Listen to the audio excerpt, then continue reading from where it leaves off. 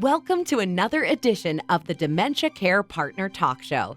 Now, here's dementia care expert Teepa Snow and your host, Greg Phelps.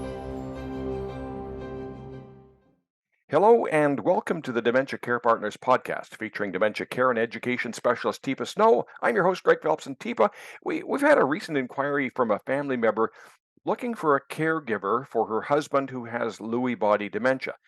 She says she needs to get some time away and refresh, which, people can understand that we all need to run around, run errands. She says she'd like to know if she should look for someone like a retired nurse, CNA, or just a sitter, maybe someone who has knowledge of Lewy body. And I guess we should start at the beginning with what is Lewy body and does it really need special care? So Lewy body dementia is synuclein protein malformation based, which means it could have changes deep inside the brain, or it could have changes on the cortex of the brain, the thinking, the newer part of the brain. So if it has changes deep inside the brain, it would affect balance, coordination. So the person is at high risk for falls that are unexpected kind of falls. They could be just sit back downs, or they could be falls with trauma. The person is at greater risk for having problems with blood pressure control, heart rate control, blood sugar control, pain sensitivity, temperature sensitivity, awareness of whether or not I'm hungry, I'm thirsty, whether or not what is happening is an emergency or dangerous, or if it's safe. So a lot of shifts in sort of basic brain activity, okay, which is not what we would expect for somebody in the early to mid states of Alzheimer's, but this can happen really early and then not happen for a while and then happen. So it's unexpected shifts in this, not like you can keep up with it. It's just like it happens. And then the cognitive sort of cortical changes that are known for Lewy body is, the thing I forgot, sleep disturbances. Huge problems with sleep rhythms. So wake sleep cycle, which could include restless legs. It could include dreams that they think are real. It could include sleepwalking. It could include day napping. It could include wakefulness that lasts days on days on days and affects alertness, arousal, interest. And then we have now the cognitive shifts, which visual hallucinations, they see animals, children, or people that are not really there. It's worse in the afternoon and evening, typically, than the morning for most people. They have delusional thinking. They think things have happened that have not happened. They believe people are causing harm. There's a high risk of some paranoid thinking. The person may have difficulty talking clearly and finding words, and then they're just fine doing that. They may think somebody is not the person they say they are, and though they are, and then they may turn around and say that's exactly who that is.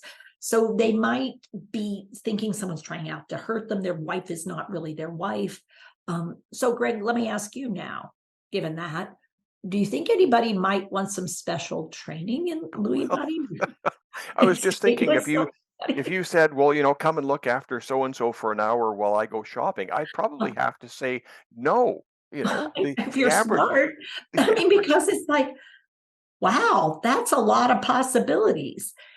And that's why Lewy body dementia is called the roller coaster. I mean, because the person can be absolutely fine for the hour and you wouldn't even possibly recognize they have a dementia. And yet it could go sideways in the snap of a finger, and your brain is going, what do I do now? She thinks I'm trying to hurt. She's calling the police and telling them I broken into the house. I'm here because the wife asked me to stay with you. No, she didn't. She would never do that. You're an imposter. I know you're up to. So we have so many different forms of dementia, but is this one of the more difficult ones if you are trying to find a care partner to come in and look after husband, wife, or something in the home? Yeah, I mean, I think it's not only one of the most challenging, the unfortunate part, it's one of the most common, and it's the most missed and misdiagnosed. So the challenge we face is that many partners don't even know this is what they're dealing with until we bring this stuff up and they go, well, that's what my husband's doing. But he was diagnosed with Alzheimer's, or they just said he had vascular dementia. It's like, oh, you can have more than one. And so I think one of the areas where people have very little awareness is that about 30% currently, they believe, of all dementias probably involve some Lewy body. So it doesn't have to be your primary dementia, it could be a secondary. So honestly, it's like, wow, yeah, this one's a tough one because it frequently looks more like a psychiatric condition than a dementia, as in memory problems, as in difficulty knowing exactly when I am and where I am and what your name is. This is a little different because I could be very good at some of those things and yet be very challenging to provide care for because I'm having problems in other areas. Are there dangers in treating it as a psychiatric problem? Because wouldn't I feel sort of inclined to, oh, I've got a pill for that? Mm. So that gets super dangerous because it turns out that about 50% of everybody with Lewy body has a hypersensitivity to medications that are classically used for hallucinations, delusional thinking, and mental health issues. They may have unusual reactions to meds. So things that like antibiotics that somebody could take with no problem, folks may all of a sudden look much better than they used to or look so much worse than they ever have.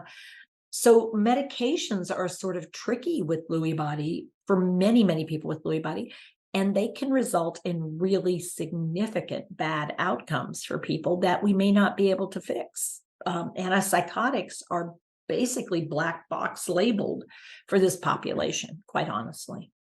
I'm trying to think if paradox is the right word, but if somebody's listening to all of this and they're thinking that describes my person, and they go to the doctor, is the doctor, if Joe presents perfectly to the doctor, is the doctor likely going to try and intervene, or he listens to the wife and prescribes medications?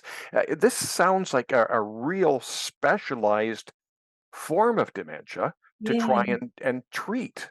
Yeah, you would think that. And in fact, in the US at least, we have now 25 or 27 centers of excellence studying Lewy body dementia. I mean, it's a practice area that selected individuals are really concerned about. And those of us in the field have been concerned about for 25 plus years. When I first heard about it, it's like, oh, I know people that got mismanaged on this Lewy body thing. And I think that's a problem because we keep ignoring data and not picking up on it, because if it's not my area of practice, I could miss all this new stuff coming out on this. And I will say, in my experience, which is now 43 years doing this, I have rarely seen somebody with Lewy body present at the physician's office with a full-blown psychiatric presentation. Or if they're in the hospital, yeah, that'll happen, but not when I'm taking my spouse or my friend in for a conversation about the hallucinations or the delusional thinking that we're having. And the doctor says, well, it doesn't seem that bad. And it's like, be at my house at night. Well, she's not sleeping at all. Well, do you want a sleeping pill? Hey, well, it could go one way and it could go another, but it could make her fall in a way that is really dramatic. And now we have a head wound and we have a head injury. And it's really tricky, Greg. And so I think it deserves better support and care than it gets. And so for me, yeah, there should be a specialty practice, but we also should get more people just tuned in to Lewy body. So the spouse can go out and there can be people that stay. This isn't rocket science, but there is a science and an art to supporting somebody living with Lewy body. And I think it takes special training to know what to do in those moments, because it's not a psychiatric condition and it's not a dementia, an Alzheimer's dementia, and it deserves its own special support. So you offer so many different types of training. Is there one specific to this, or is that something that TIPA is going to explore someday in the future?